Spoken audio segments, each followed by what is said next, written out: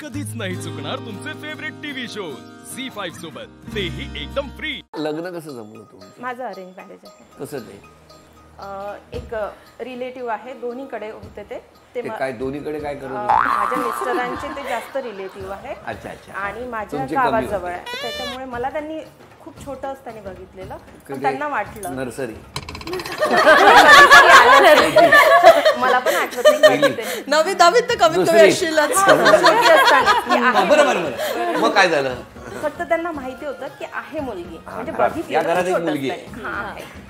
बस तेवढं सांगितलेलं। जेव्हा ते मुलाला घेऊन आलेले तेव्हा त्यांनी मला बघितले। थोडा चब्बू झाला माझे हसबंड। अच्छा, मिस्टर मुलं घेऊन ते घराघरात फिरायचे की नाही? मग काय झालं? आल्यानंतर त्यांनी माझ्या मिस्टरांनी जेव्हा मला बघितलं तेव्हाच त्यांनी हो बोललेले होते तिथेच।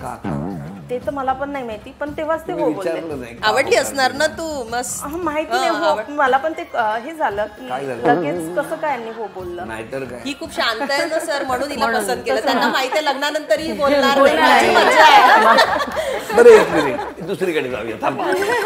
माझं लव्ह मॅरेज आहे। कुठे ते?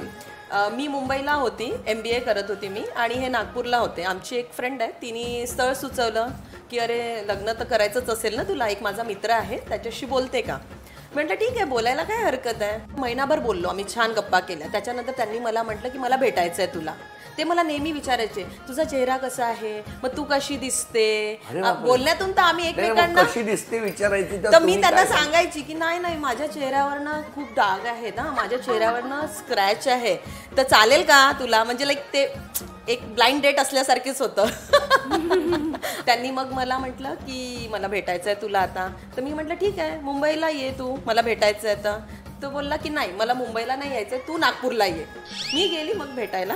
नागपूरला एक रेस्टॉरंट होतं, तिथे आम्ही भेटलो, गप्पा केल्या। एअरपोर्टवर मला घ्यायला आला, गप्पा केल्या आम्ही। स्क्रॅचेस वगैरे तर काही नाही, ते असंच होतं।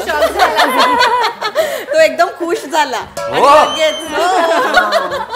पाहून होणार ना सर मला खुश, असं थोडी। होकार झाला। हा, होकार झाला। पण मी त्याला हे म्हटलं की तू मला का बोलवून घेतलं, तू मला का बोलवून घेतलं? तर त्याच्यावर त्यांनी मला अजूनही उत्तर दिलं नाहीये। असं होऊ शकतं कदाचित की अजूनही 2-3 डेट करत असेल आणि म्हणत असेल आजच सगळ्यांना निपटवून घेतो। आता काय म्हणतात? आता म्हणतो मजा आहे माझी। चला, चांगलं झालेलं आहे सगळं। तुमचं कसं काय? माझं लव्ह मॅरेज आहे। कसं ते माझं फ्रेंड घराजवळच राहत होतो, मी नेहमी त्याच्या शॉपमध्ये जायची। कशाला?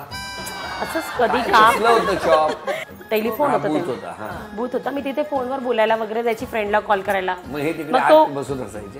नाही, हे कधी कधी यायचे तिथे, असं मधामधात फ्रेंड आहे म्हणून। तर मग आमचं बोलणं व्हायचं कधीतरी। त्याच्यानंतर आम्ही एका दोघांना हो म्हटलं एकमेकांना।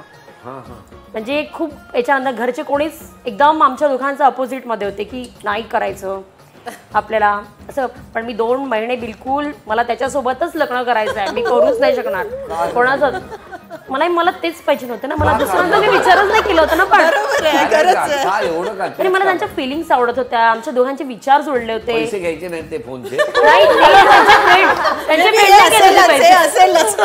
त्यांचे फ्रेंड नाही घेत होते पैसे, पण ते तिथे यायचे ना, त्यांचे फ्रेंडचे फ्रेंड होते ना, ते सेम दोघांचं फ्रेंड एकच होतं आमचं। बरोबर। झी5 ॲप डाउनलोड करा आणि पहा सर्व एपिसोड्स एकदम फ्री।